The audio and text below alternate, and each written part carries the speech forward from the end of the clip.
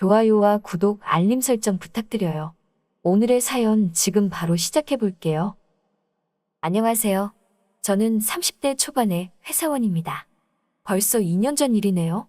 갓 입사했을 때 적응 잘 못하고 겉돌기만 하던 저를 도와준 과장님께는 정말 말할 수 없는 큰 실수를 저질렀습니다. 정확히 말하면 과장님이 아니라 과장님의 아내분에게 저지른 실수죠. 마음의 짐처럼 가지고 있다가 이 기회를 빌어 사연으로 한번 풀어보겠습니다. 과장님의 아내는 사무실에서 처음 보았습니다. 아무것도 모르는 초짜 신입 시절 사소한 실수를 연발하던 저는 회사 내에서 적응을 잘하지 못했습니다. 잘하는 것이라고는 혼나는 것밖에 없던 것 같아 의기소침해져 있는데 과장님이 자기 자리로 저를 호출하시더군요. 제가 또 무슨 실수를 했는지 미간에 주름이 잡힌 채 화가 난 인상으로 저를 부르는데 뭐 때문에 그러는지 모르겠으니 더 걱정이 되더라고요. 쭈뼛대며 과장님 앞에 고개를 숙이고 서 있는데 과장님이 저에게 내민 건 유리병에 들은 비타민 음료수였습니다. 아껴놓은 건데 저를 준다고 하면서 긴장해서 뻣뻣해진 저를 풀어주셨어요. 처음엔 다 그런 거라고, 이 사무실에 실수 안 해본 사람 아무도 없고 깨져본 적 없는 사람 아무도 없다면서 저보고 잘하고 있으니까 혼나는 걸 무서워하지 말고 같은 실수를 안 하도록 해보는 게 어떻겠냐며 저를 응원해 주셨습니다. 처음 받아보는 응원과 위로의 감동을 받아 다음날 누구보다 아침 일찍 출근해서 과장님 자리에 전날 주셨던 비타민 음료를 한 상자 사서 과장님 책상 위에 올려놨습니다. 제 나름대로 사회생활을 하고 있다는 모습을 보여주고 싶었는지 그냥 돌아가도 됐는데 제가 드렸다는 메모를 남겨놓고 싶더라고요. 포스트잇 한 장을 떼서 감사합니다 라는 메모를 적고 제 자리로 돌아가려는 찰나 과장님의 아내분과 첫 만남을 하게 되었습니다. 사무실 책상 파티션 한가운데에 자석으로 붙어있는 한 장의 사진은 저희 시선을 사로잡았습니다.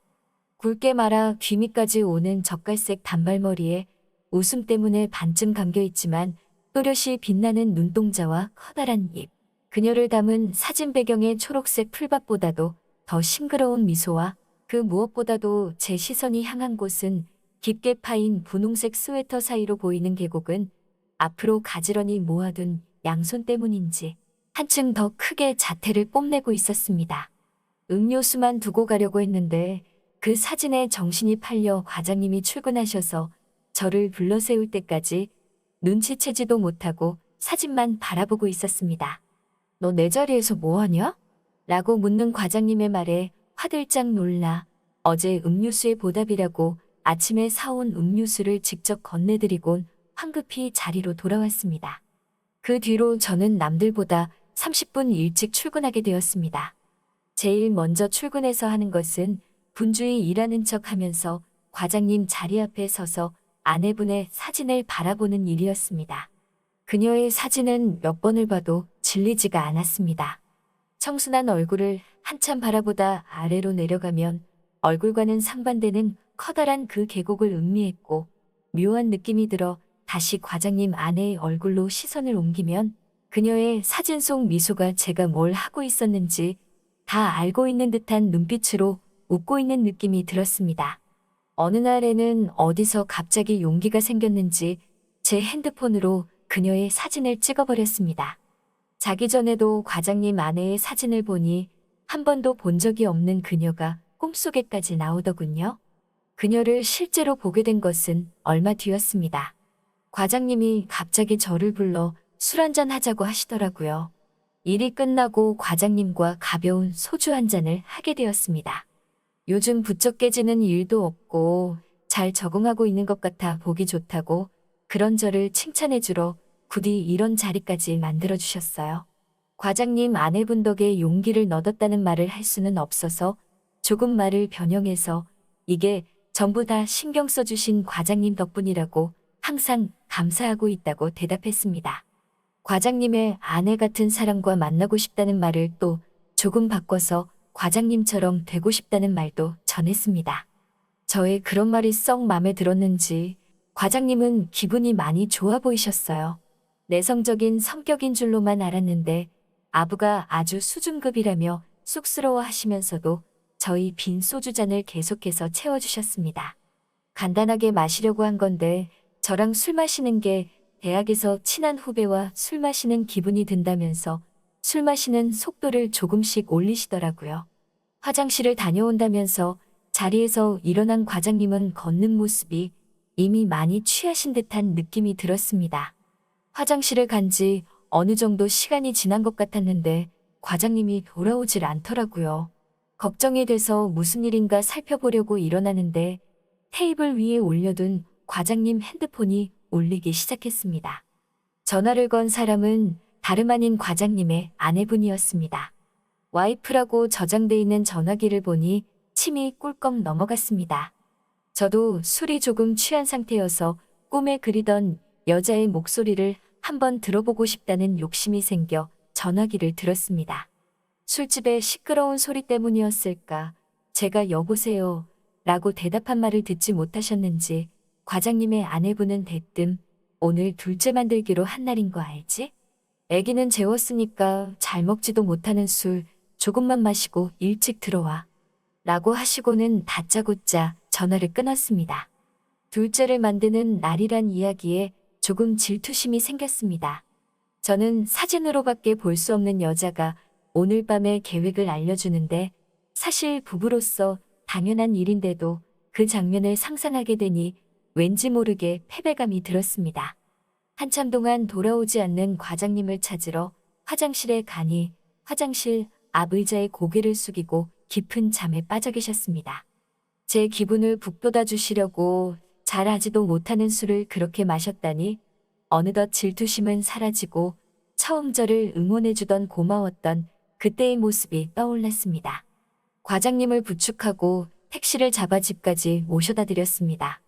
택시 안에서도 다 꼬부라진 혀로 스펙도 인물도 뭐 하나 부족한 게 없다며 다 저에게 기대하고 있으니 그만큼 혼내는 거라며 절대 기죽지 말라고 몇 번이고 말씀하셨어요. 집 앞에 도착해서도 몸을 제대로 가누지 못하는 과장님을 부축해서 집 앞까지 갔습니다. 초인종을 누르려는데 과장님이 나왔다며 고래고래 소리를 지르더니 비밀번호를 누르고 문을 활짝 여시더군요. 집에 들어서자마자 과장님은 문 앞에 넉다운되었고 넘어진 과장님을 일으키려고 하는데 깜짝 놀라는 소리가 들려 고개를 든 순간 눈앞에 펼쳐진 절경에 저도 딱딱하게 굳어버렸습니다. 저의 동행을 예상하지 못한 채 무방비 상태로 과장님을 마중 나온 그녀의 모습 때문이죠. 문득 아까 전화로 둘째 만드는 날이라고 예고했던 게 생각났습니다. 타인의 부부 생활까지 간섭할 건 아니지만 과장님의 아내분은 오늘을 위해 과장님을 위한 특별 이벤트를 준비했나 봅니다. 손바닥만한 아니 훤히 보이는 검은색 망사로 된 얇은 옷 하나만을 걸친 채 사진에서 보던 핑크빛 청순한 입술은 온데간데 없이 입술을 새빨갛게 칠한 채 짙은 화장까지 하고 과장님과의 이벤트를 준비했던 그녀는 예상치 못한 저를 보고는 어쩔 줄을 모른 채 문 앞에 얼어붙어 있었습니다. 저도 과장님을 부축하며 쪼그려 앉은 상태에서 그런 과장님의 아내분을 보고 딱딱하게 굳어버렸습니다. 실제로는 10초도 안 되는 짧은 순간이었겠지만 그 순간이 마치 멈춘 것만 같이 길게 느껴졌습니다. 상황 파악이 된 과장님의 아내는 몸을 숨겼고 저도 바닥에 쓰러진 과장님을 두고 도망치듯 집을 벗어났습니다. 다음 날 사무실에 과장님이 들어오시는 걸 보고는 똥 마려운 강아지 마냥 바짝 졸은 상태로 과장님의 표정을 살폈습니다. 과장님이 저를 보고는 웃으며 머리 위로 손을 흔들며 인사를 했어요. 어제 일을 들키지 않은 건가 싶으면서도 별다른 말씀이 없으셔서 일하는 내내 계속 눈치가 보였습니다. 점심시간이 되자 직원들끼리 밥을 먹으러 나갔어요. 백반집에서 밥을 먹는데 웬일인지 저에게 말 한마디 안 걸고 다른 직원들과 대화를 나누는 과장님을 보니 더 헷갈렸습니다. 식사가 끝나고 양치질을 하려고 화장실에 가는데 과장님이 저를 불러 세우더니 자판기 커피나 한잔 하자고 데려가시더라고요. 심장이 터질 듯이 쿵쿵거렸습니다. 먼저 저에게 건네준 커피를 너무 불편했던 나머지 입천장이 홀랑 까질 정도로 한 번에 삼켜버리고 말았어요. 다행히 과장님이 먼저 말을 꺼냈습니다. 천만 다행이었어요. 어제 일이 하나도 기억 안 나신다는 과장님은 자기가 집에 어떻게 들어갔는지도 기억을 못 하셨고, 오히려 쭈뼛거리는 제 모습을 보고 본인이 저에게 무슨 실수를 했는지 걱정을 하셨다고 하네요. 아내분에 대한 이야기는 일절하지 않으셨는데 아무래도 아무 말도 전하지 않은 것 같아 한시름 놓았습니다. 그렇게 그날의 비밀을 간직한 채로 2달 전으로 시간이 흘렀고 전셋집을 탈출하시고 드디어 자가를 구하신 과장님 집에 초대되어 다녀왔습니다. 아내분은 저를 기억하시는지 저와 눈을 한 번도 마주치지 않으셨고 그럴수록 저는 더 짓궂게 그녀의 얼굴을 뚫어져라 쳐다만 봤습니다. 제 시선을 눈치챘는지 과장님이 우리 와이프 이쁘지라며 어스레를 떠셨고 그날의 일을 비밀로 간직한 우리들은 그 농담에 아무 반응도 할 수 없었습니다. 1년이 훨씬 넘어서 다시 만난 그녀는 여전히 아름다웠습니다. 짧았던 단발머리가 어깨를 덮을 정도로 많이 길어 있었고 묘한 분위기를 풍기던 젓갈색의 머리카락은 검은색으로 다시 염색을 했었죠. 그때 보여준 비밀스런 그날 밤의 짙은 화장은 없었지만 그녀에게 빠지게 만들었던 청순한 모습도 사진으로만 보던 것보다 훨씬 더 아름다웠습니다. 집들이 때 찍은 사진으로 제 핸드폰에는 그녀의 사진이 2장 있습니다. 그리고 평생 잊혀지지 않을 그날의 모습도 선명한 사진처럼 제 머릿속에 기억되고 있습니다. 아직도 과장님 몰래 아내분의 사진을 가지고 있습니다. 저를 아껴주고 이끌어주는 과장님에게 죄를 짓는 듯한 느낌이 들지만 사진으로나마 간직한 그녀를 잃고 싶지 않습니다. 오늘도 존경하는 직장 선배님의 아내분의 사진을 보며 잠에 듭니다. 저의 이야기 끝까지 들어주셔서 감사합니다. 오늘의 사연은 여기까지네요. 긴 사연 끝까지 들어주셔서 감사합니다. 구독과 좋아요 잊지 말아주세요.